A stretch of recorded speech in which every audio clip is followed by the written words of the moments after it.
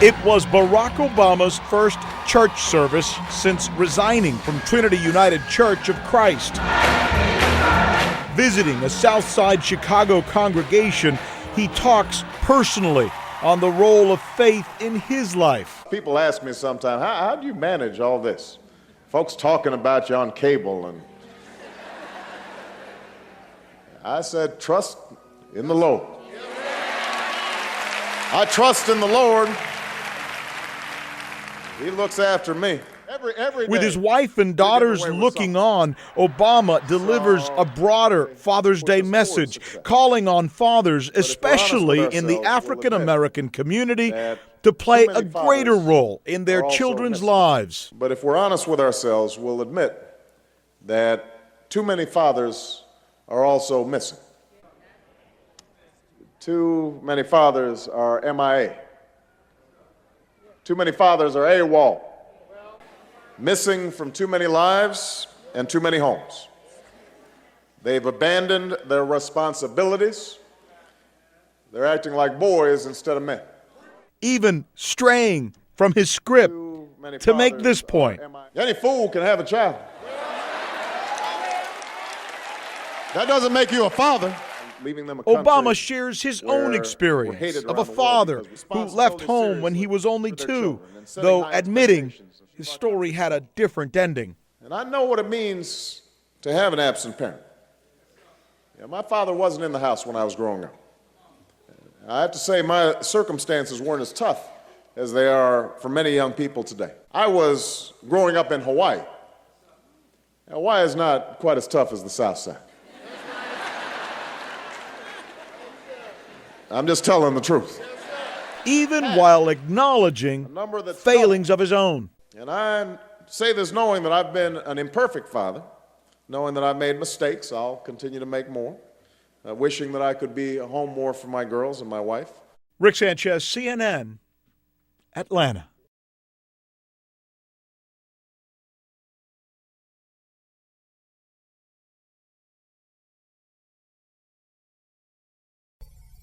Greetings. This is the Survival Guide News and Media, and I'm back with another small presentation in which I want to explore the myth and public consensus about black fathers, as well as the role that they play in the lives of their children in relation to other ethnic groups. Now, before I begin, I want to acknowledge that from a historical perspective, dating back to the days of slavery in the Americas and the Caribbean, there's always been a concerted effort to divide the black family.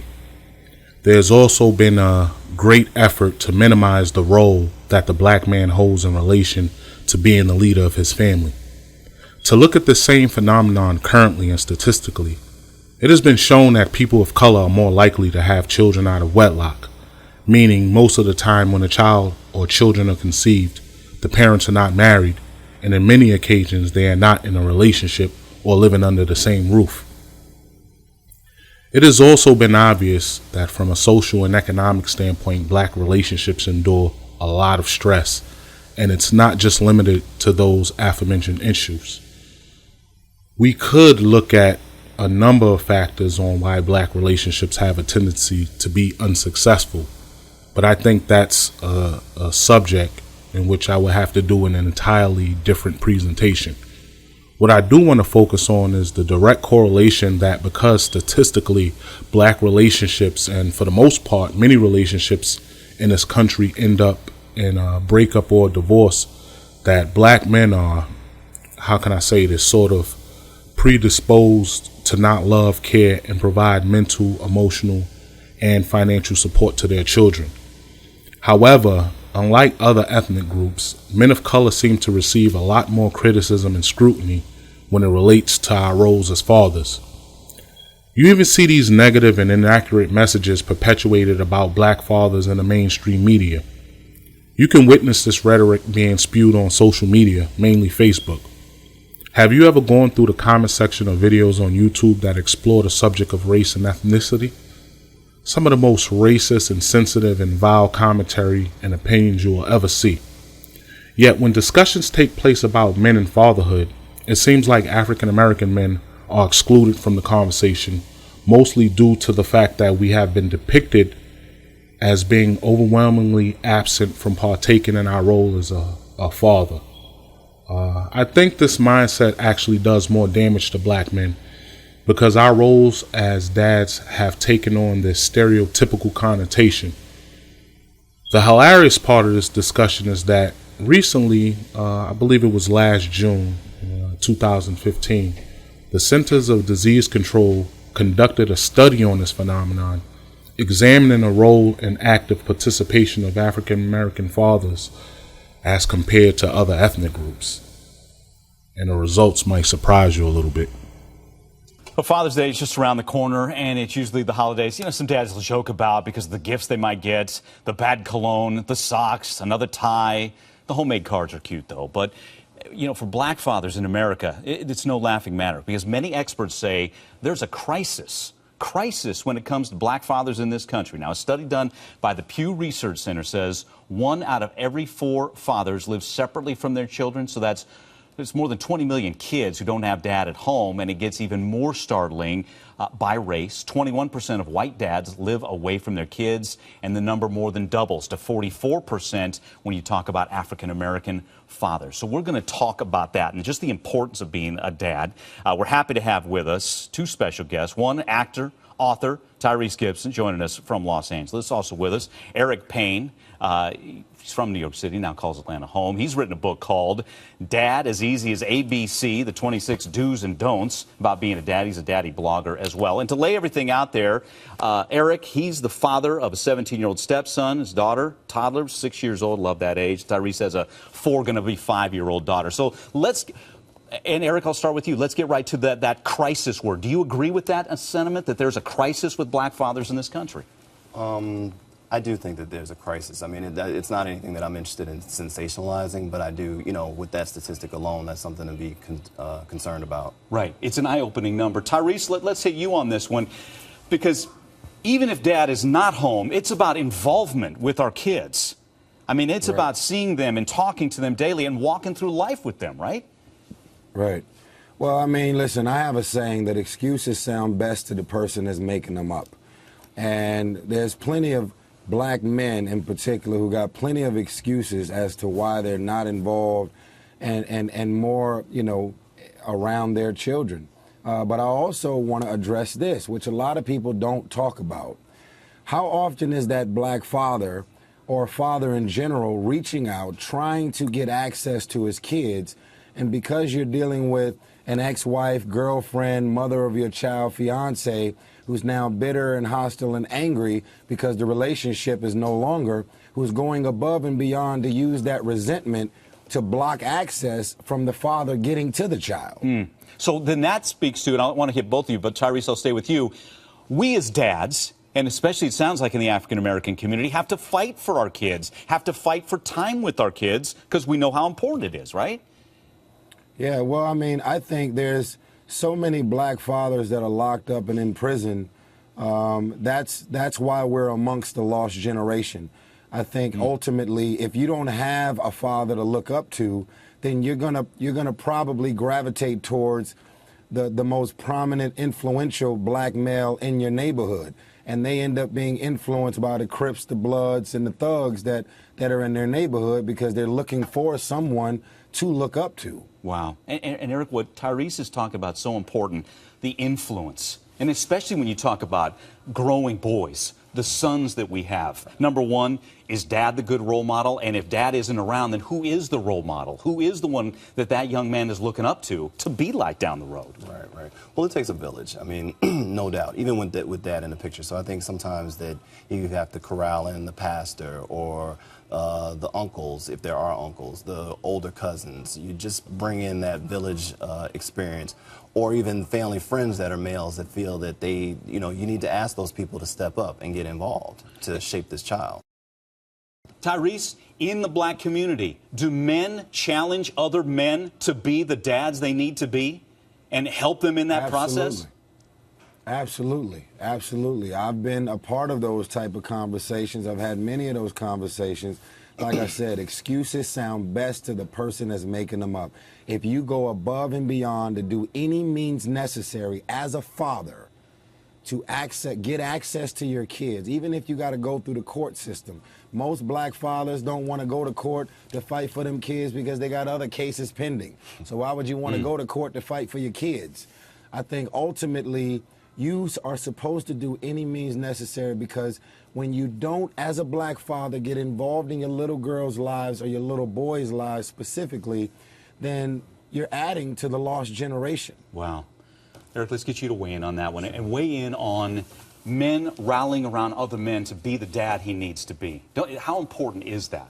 That influence for you as a dad? Right. I mean, it's critical. I mean, that's why I have a blog.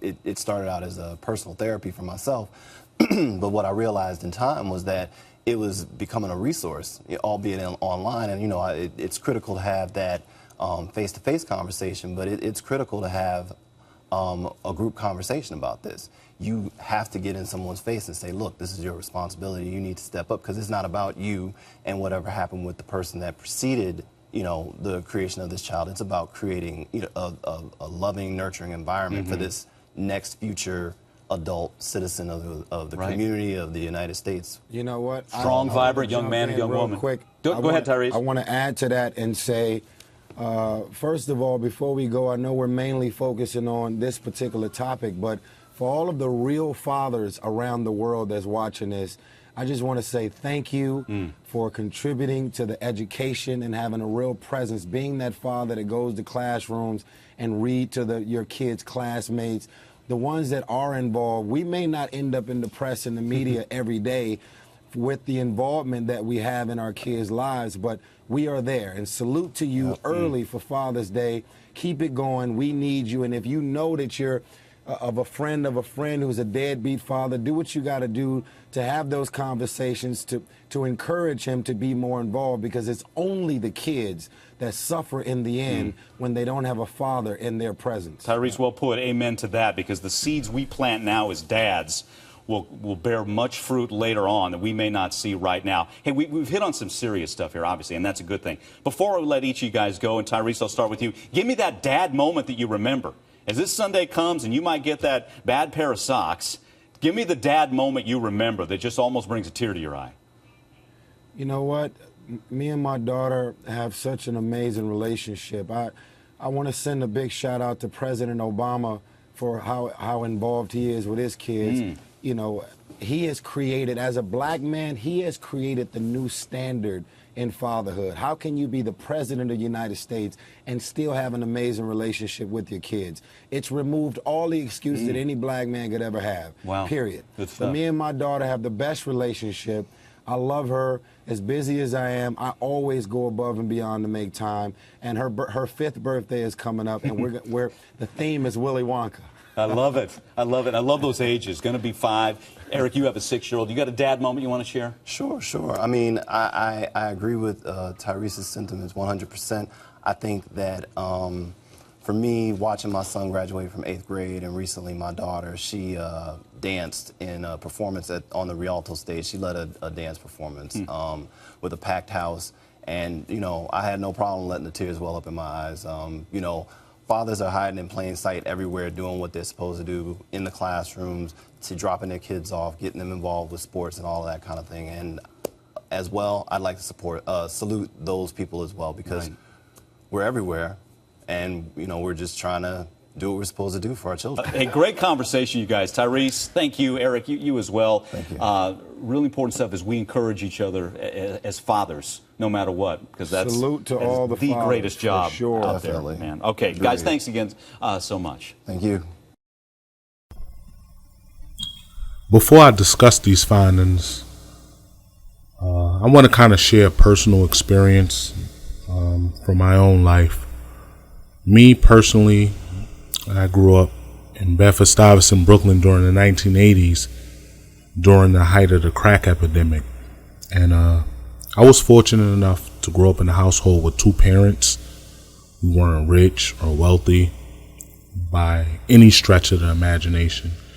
It was just 2 working class parents that experienced a lot of the problems that many people experienced during the black community at that time. And in saying this, I kind of, in my mind, I can kind of look at all of my friends, and even though a lot of their dads were no longer with their mom and lived with them, many of them had stepfathers that stepped in and played the role and treated them as if they were their own. And many of them still had their own biological fathers in their life who also played a role. So just saying that, just looking at my sister, my older sister, who was raised by my father, who actually spent more time and knew my father better than I did. You know, I came along 5 years later after my dad and, my mom got together. You know, there were 3 children already there from a previous relationship, and everyone was treated the same. So in saying that, before I get into these findings, I just want to reiterate that we as black people have constantly been reminded of the problems in the black community. We've heard how black fathers, we allegedly abandon our children, leaving them to the elements of the inner city to provide guidance. I do think that there are social, economic, and historical factors that play a part in the unity of the black community, meaning that man, woman, and child are married. You know, it's a family unit. We're living in the household, the same household, meaning. But when you hear the words black fatherhood, what thoughts immediately come to mind? Many of the viewers may reference words like absenteeism, abandonment, uninvolved. Yet prior to this study, there has not been any empirical evidence that would counter it or counter these thoughts until now. Now, to the data collected by the CDC. It has been determined that African American fathers actually are significantly more involved in their children's day-to-day lives than dads from other racial and ethnic backgrounds, which completely debunks the narrative and stereotypes about black fathers. In fact, in a study conducted by the Pew Research Center, it shows evidence that black fathers do not differ from white fathers in any measurable way. Yet the information we have always been presented seems to follow the narrative that black fathers place less value on parenting. Yet this study shows that an equal number of black and white fathers tend to agree across the board on the importance of providing guidance, mental and emotional support to their children. There is only one area where these respected fathers approach parenting differently, and that's in the realm of financial support. Black fathers consistently think it's important to provide for their children financially. Not to get too far off topic, but I think this next point is valid in reference to this entire discussion. You're legally considered single if you're not married. I personally know many instances where black families cohabitate, but they are not legally married. Marriage is a huge legal and financial commitment. That is why I think you see less marriage in the black community when compared to other racial groups. That fact, however, should not have no bearing on how African American men are viewed in reference to their children. We may not have always married the women that we have children with, but that doesn't mean that we are absent fathers. The discrepancy in the numbers related to marriage does not paint a picture about our roles as fathers. Let me give you guys a small figure about parenthood across ethnicities. Pew has estimated that 67% of black dads who do not live with their kids see them at least once per month, compared with 59% of white dads and just 32% of Latino or Hispanic dads. But let's take a look at some numbers to get a clear picture. Being involved as a dad. Before I proceed, I just want to say that these numbers, which were presented by the CDC, the Centers for Disease Control, which has been a governmental source which has always been reputable when it comes to information, So moving forward, before I discuss these numbers, I just want to say that I want whoever's viewing this to understand that these numbers are as close to authentic as possible, even though there may be some variation as far as the actual numbers. But myself personally, looking at the data, I feel like those numbers can only vary, minus 5% or plus 5%. But let me just get into the numbers. So the first thing I'm going to discuss is children under the age of 5. And the first category, I'm going to break it down into categories, how the chart is presented. It's father living with kids and father not living with kids. So children under 5 fed or ate meals with children daily. The number for Latino fathers is 63.9%.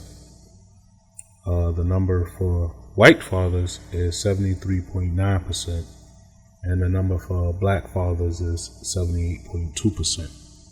Now, if you compare that with father not living with kids, for Latino fathers is 8.6%, and there's no data available for white fathers, and for black fathers it's 12.6%.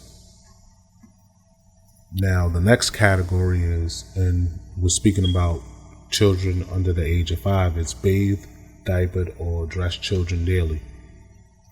For Latino fathers, it was 45%. For white fathers, it was 60%. And for black fathers, it was 70.4%. And when you compare that with father not living with children, for Latino fathers, it was 7.3%. For white fathers, it was 6.6%. And for black fathers, it was 12.7%. Now, when you get to the next category, which is play with children daily, for fathers living with the kids, it was, for Latino, it was 74.1%. For white, it was 82.7%, and for black, it was 82.2%. When you compare that to the father not living with children, for Latino, it was 10%. For white, it was 6.6%. And for the black fathers, it was 16.5%. And once again, that's father not living with children. In the category of reading to children daily, it was 21.9% for Latino fathers, 30.2% for white fathers, and 34.9% for black fathers. If you compare that data with father not living with the children, there was no data available for Latino fathers, 3.2% for white fathers, and 7.8% for black fathers. And once again, I know I'm moving kind of fast, but this data reflects children under the age of 5, and it's the father living with the kids and father not living with the kids. The second category is children's age to 5 to 18, which is basically, the time that children are enrolled in school. So 8 meals with children daily. For Latino fathers, it was 71.1% in this category. For white fathers, it was 64.2%. And for black fathers, it was 61.7%. As far as eating meals, father not living with children, for Latino fathers, it was 1.9%. For white fathers, it was 4.2%. And for black fathers, it was 2.1%. And obviously with this data, you can see some kind of disconnect as children get older, as far as, black, Latino, and white fathers sitting down and having meals with their children. And this is a category that the Latino fathers led from 5 to 18, but they were at the bottom for kids under age 5. Now, going to the next category, which is took children to or from activities daily. And this is children 5 to 18 years of age. It was 22.8% for Latino fathers, 19.5% for white fathers, and 27.1% for black fathers. And for the fathers not living with their children, for Latino fathers, it was 2.0%. For white fathers, it was 5%, and for black fathers, it was around 5%. Now, the next category is talk to children about their day daily. For Latino fathers living with their children, it was 63.4%. For white fathers, it was 67%. And for black fathers, it was around 67%. And if you compare that with the fathers not living with their children, for Latino fathers, it was 11.8%. For white fathers, it was 16.1%. And for black fathers, it was 17.8%. The next category is help children with homework or check that they finished it daily. For the fathers living with their children, for Latino fathers, it was 29.3%. For white fathers, it was 28.1%. And for black fathers in this category, it was 40.6%. For the fathers not living with their children, when it came to Latino fathers, it was 3.2%. White fathers, 5.0%. And for black fathers, it was 9.7%. So as you can see here, statistically, black fathers have performed extremely well in most categories when they're living with their children and they're around their children. They may or may not be married to their mothers, as well as when they are not living with their children. So I think this statistical data kind of really lays out how the stereotypical, perception that we have of black fathers can be debunked. Now, I'm not saying that there are not areas in a black community and a black family that can be improved, but I don't think that black men should be looked at any differently from any men in any other ethnic group as far as parenting. Being a father, first and foremost, is a gift and a responsibility that we give to ourselves when we create a child. I always wanted to have a family, and that was one of my major goals in life. When my ex-wife and I separated, I knew in my mind there was no way I was leaving my children behind. There was no way I was going to be out of their lives at all. I felt very isolated. There weren't very many peers to reach out to at that time. So I started a Facebook group in order to create a virtual space where we could be a resource to one another. I'm Matt Presbury from Baltimore, Maryland, and I'm the founder of the Facebook group Black Fathers. There are many things about fatherhood that are universal, but there are also things that are different just from the standpoint of being black and some of the stereotypes and myths about us.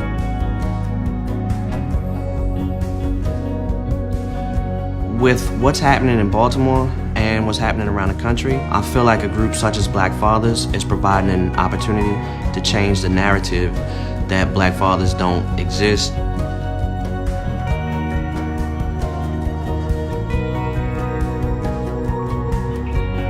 As we do what we do and we go about our daily lives and we post things in the group and we say, these are the feelings that I get from being involved with my children, this is how much they show they love me, I show I love them, it really helps people, fathers, get a sense of validation, like I really am needed, I really am important. When I hear folks in society questioning where are black fathers, I say loudly and wherever I am, I say I'm right here. I know. There's always been rhetoric spewed about the disproportionate number of black female-led single-parent households. Yet, there are 5 times the amount of white people in America when compared to blacks. Couple that with an almost 3-to-1 incarceration rate for black males when compared to other ethnicities, it's easy to see why a lot of black men are not around to raise their children. They are most likely laboring for 13 cents an hour in a privately owned, publicly traded prison. Now, let's look at the figures in relation to single-parent households based on race or ethnicity. Hispanic children in single-parent households, 28.6% times 16.3 million, which is equivalent to 4,600,000 children. Black children in single-parent households, 54.7% times 11.2 million, which is equivalent to 6,100,000 children. White children in single-parent households, 22.1% times 55.9 million, which is equivalent to 12,300,000 children.